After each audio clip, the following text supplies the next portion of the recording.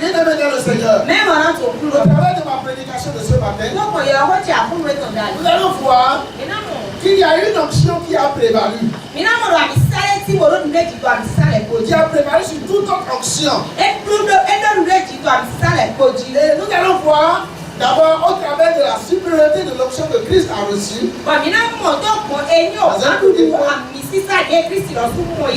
Ensuite, nous allons voir l'impact de cette onction pour le salut et la restauration de l'homme. Et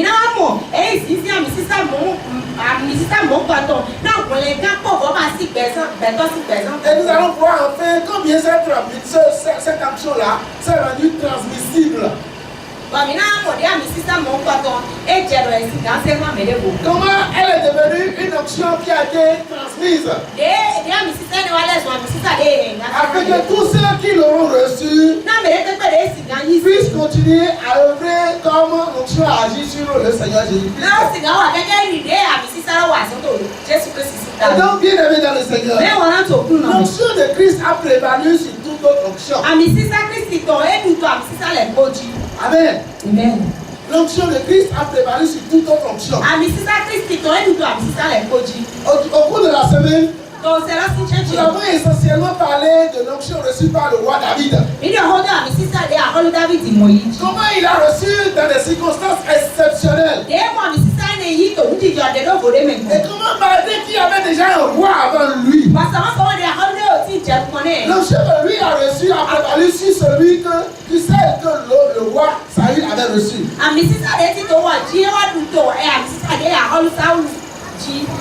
Je voudrais vous donner lecture de quelques deux versets. De deux personnes qui ont reçu ainsi l'onction dans l'Ancien Testament. D'abord Aaron dans Lévitique chapitre 8 verset 12. La Bible dit, Moïse répandit de l'huile d'onction sur la tête d'Aaron. Et il loyait afin de le sanctifier. C'est-à-dire afin de le mettre à part. Ou autrement afin de le consacrer à l'œuvre à laquelle il a été appelé. Et nous verrons, comme je le disais tout à l'heure, ça veut dire qu'il prend la corne d'huile et voyait le jeune David devant ses frères. Et alors l'esprit de l'Éternel saisit David. Et si à partir de ce jour, David reçut l'onction et il reposa sur lui. Alléluia. Amen. Mais la onction, quelle qu'elle soit pour Aaron ou l'onction de David, était une onction qui était limitée dans le temps et qui était limitée à leur personne et qui parfois même étaient tributaires de leur incapacité, de leur limite à eux. Saül a perdu l'onction parce qu'il était devenu désobéissant au Seigneur. David avait reçu vraiment l'onction, mais il ne l'a pas permis d'échapper à certaines choses. Jésus, lui, en revanche, il a été loin d'une onction éternelle, parfaite et indestructible. La Bible dit tu as aimé la justice et tu as haï l'iniquité. C'est pourquoi, oh Dieu, t'a oint d'une huile de joie au-dessus de tes égaux.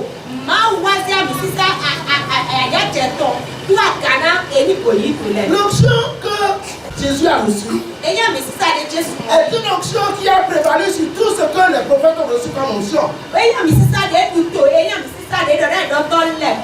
Oui, les prophètes recevaient l'onction pour annoncer la bonne nouvelle, pour annoncer la parole de Dieu. Nous pouvons lire avec Jérémie. Puis l'Éternel étendit sa main et toucha la bouche. Et l'Éternel me dit, je mets mes paroles dans ta bouche. Car le Seigneur l'Éternel ne fait rien sans avoir révélé son secret à ses serviteurs les prophètes.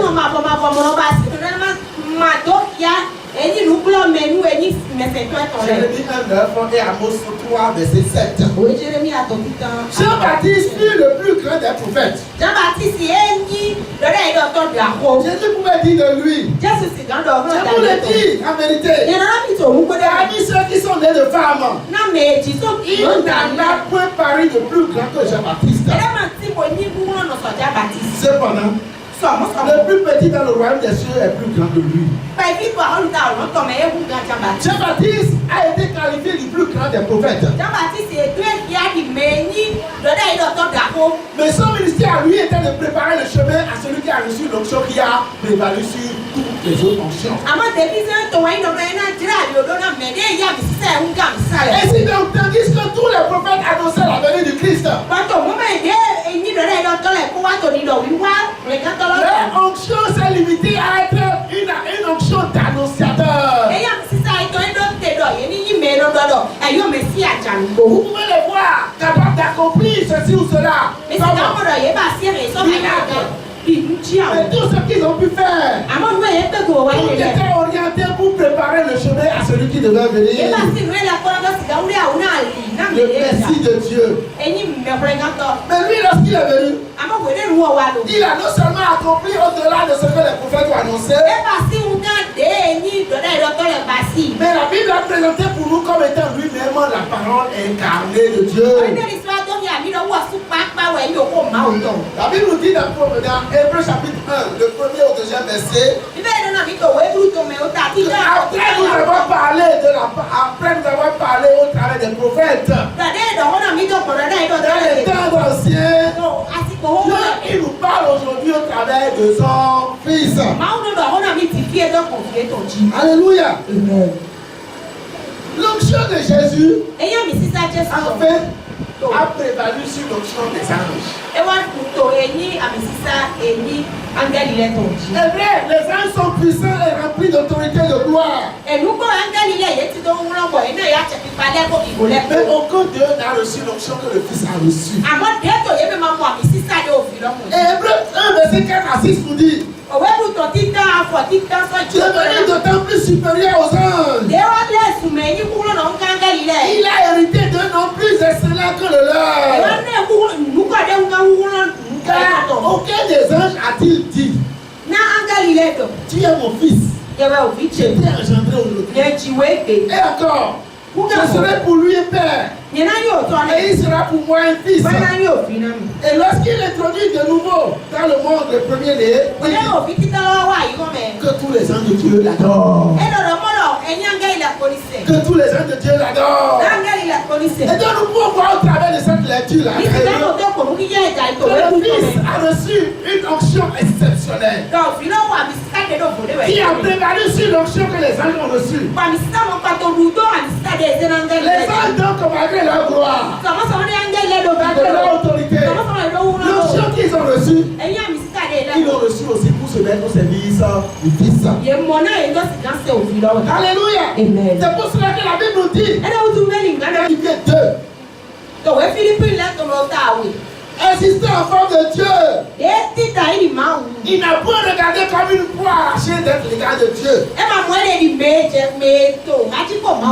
Mais il s'est humilié.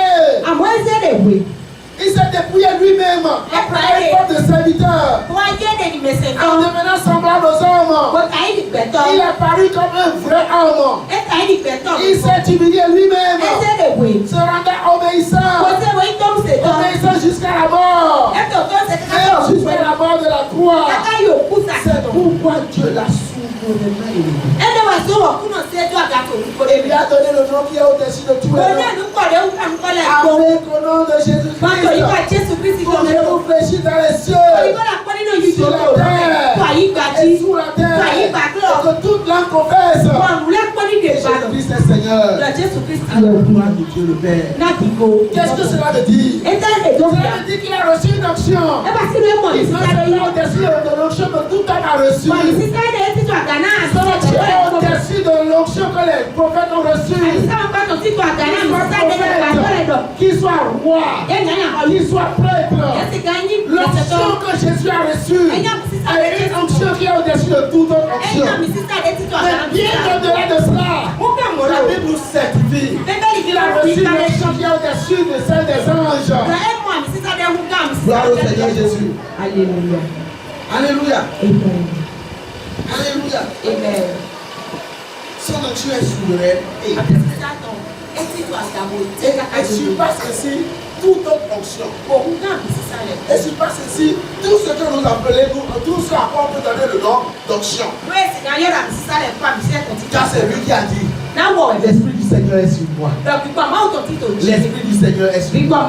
Gloire au Seigneur Jésus. Alléluia. L'onction de Christ fait la différence. Et je vais juste retenir deux choses.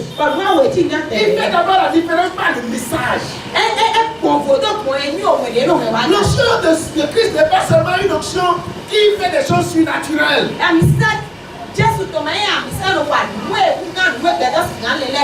Elle véhicule un message puissant. Un message puissant qui assure le salut de tout homme qui y croit. Bien-aimé dans le Seigneur, sa parole nous sanctifie. Qu'est-ce qui t'a amené ici ce matin? Qu'est-ce qui t'a amené ici ce matin? Tu as entendu une parole. Tu as entendu une parole.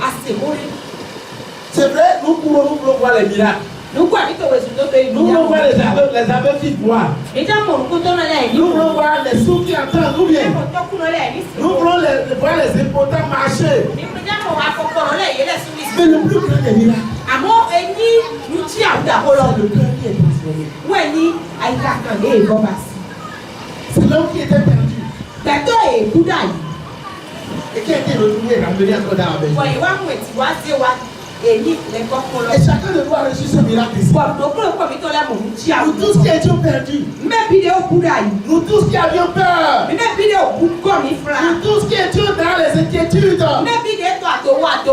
Il a enlevé tout cela de là. Et il a semé la parole de la paix en nous.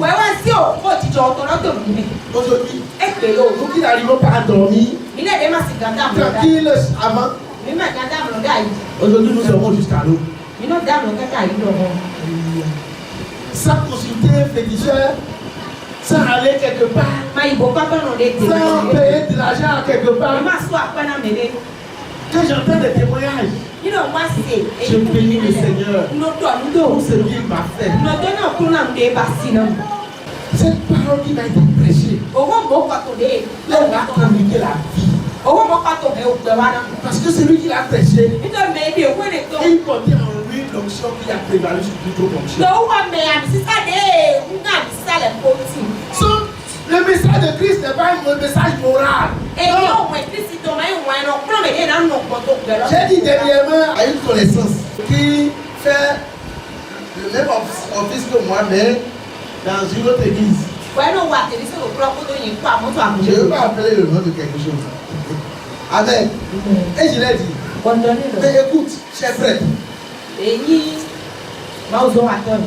Mais j'ai constaté que chez vous là, votre message est essentiellement moral. Quand on est un enfant de Dieu, ne fait pas ceci. Quand on est un enfant de Dieu, ne fait pas ceci. Il faut respecter ça là. Le message de Christ n'est pas à ça. Paul dit non. Votre message n'est pas dans les rudiments de la terre. C'est un message puissant qui change les cœurs. Qui change les cœurs. Gloire au Seigneur Jésus. Alléluia. Et donc, contrairement au prophète de l'Ancien Testament, jusqu'à Jean-Baptiste, Jésus lui ne prédisait pas seulement il ne prédisait pas seulement le salut, non. Il était lui-même l'accomplissement de ce salut-là dans la vie. Et c'est librement qu'il peut dire à ses contemporains. Et qu'il le dit encore à chacun de nous ici. Je suis le chemin, la vérité et la vie. Nul ne peut aller au Père. Jésus a été exceptionnel dans son onction par le ministère qu'il a exercé. Il a démontré d'autant plus que cette onction qu'il a reçue est une onction qui communique de la puissance.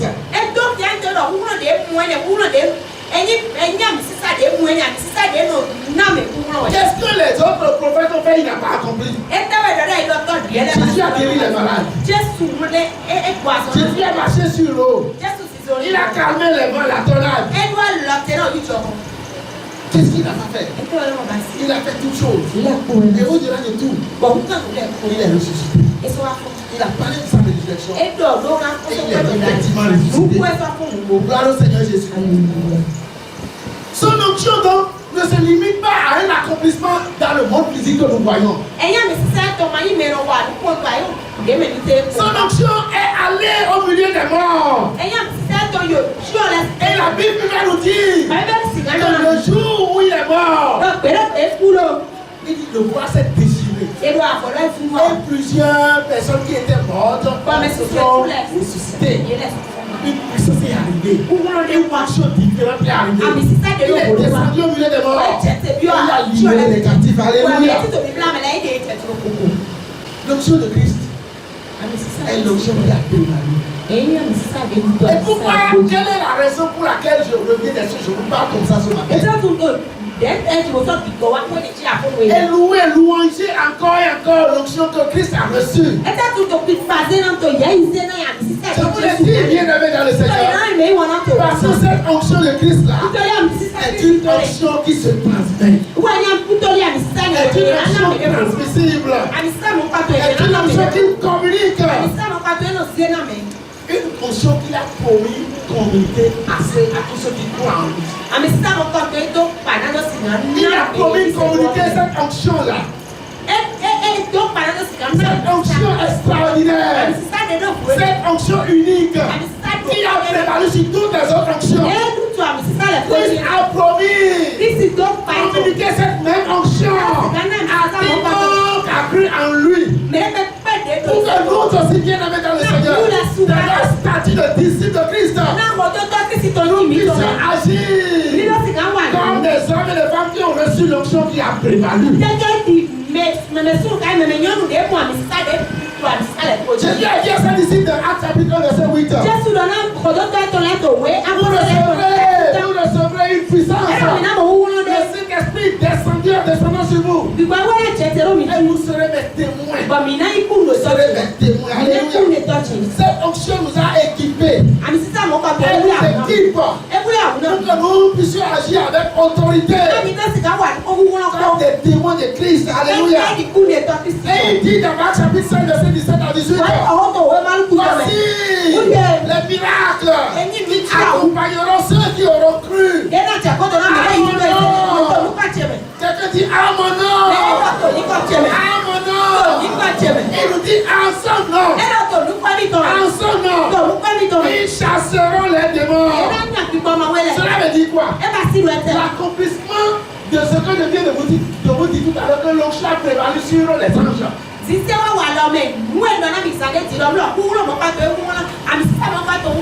ai dit, son onction a prévalu sur l'onction que les anges ont reçue. C'est pour cela que nous avons vu dans son ministère, il chassait les démons.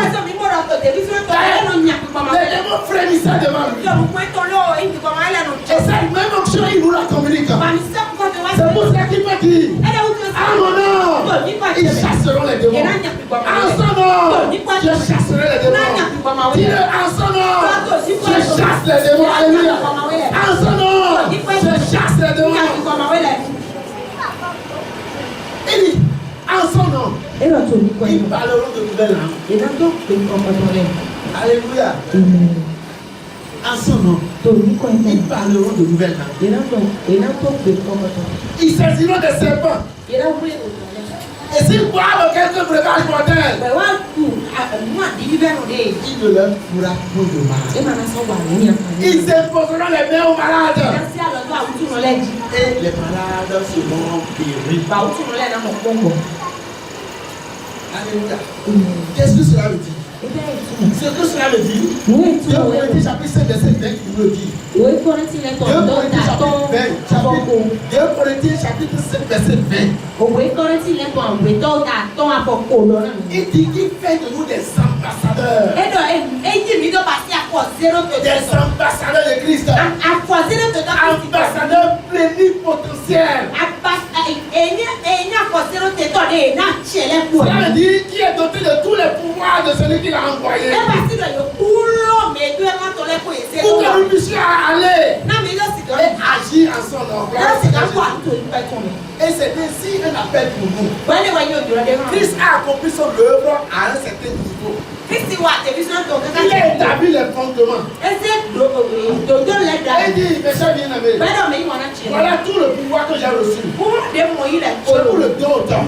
Il dit, tout pouvoir m'a été donné. Dans les cieux, sur la terre, tout pouvoir m'a été donné. Tout pouvoir m'a été donné. Dans les cieux, au milieu des anges. Sur la terre, au milieu des hommes. Sur la terre, au milieu des morts. J'ai reçu tous les pouvoirs à cause de l'onction que j'ai reçue, qui a préparé sur toute autre onction. Ainsi donc,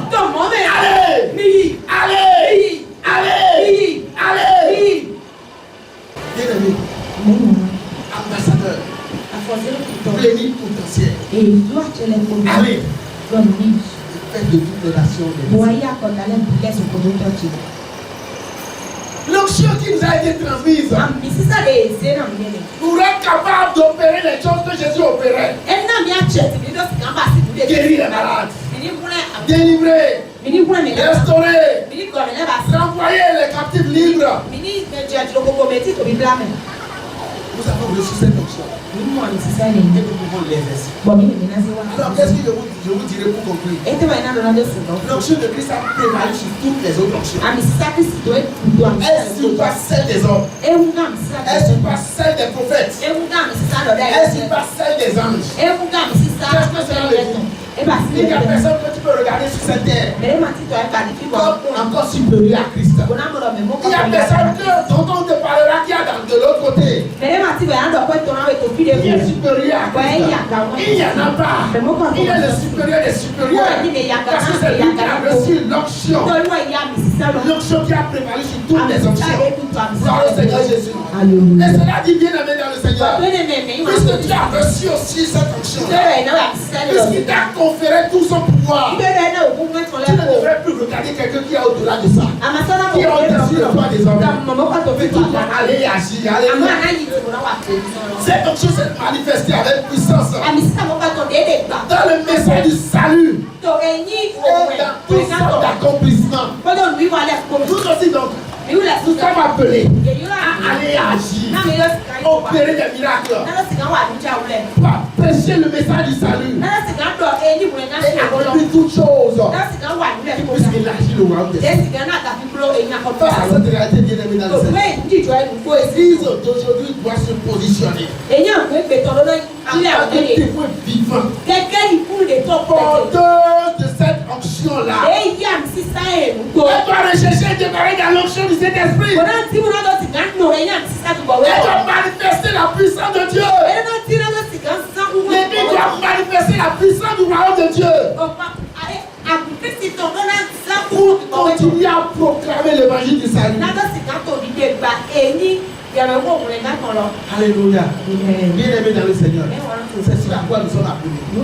Voilà là où nous sommes arrivés. L'onction qui a prévalu. Elle était sur Jésus. Elle était aujourd'hui sur tous ceux-là qui veulent aller à Jésus. Elle est aujourd'hui sur tous ceux-là qui sont disposés. Nous avons aussi cette onction-là. Et je voudrais demander si tu es là ce matin. Et tu veux recevoir cette même onction. Tu veux que cette même onction soit décuplée en toi. Tu es porteur de l'onction qui a prévalu. Lève-toi. Mets ta main sur ton cœur. Le Seigneur. Mets ta main sur ton cœur. Dis Seigneur, me voici. Seigneur, me voici. Me voici, Seigneur. Me voici, Seigneur.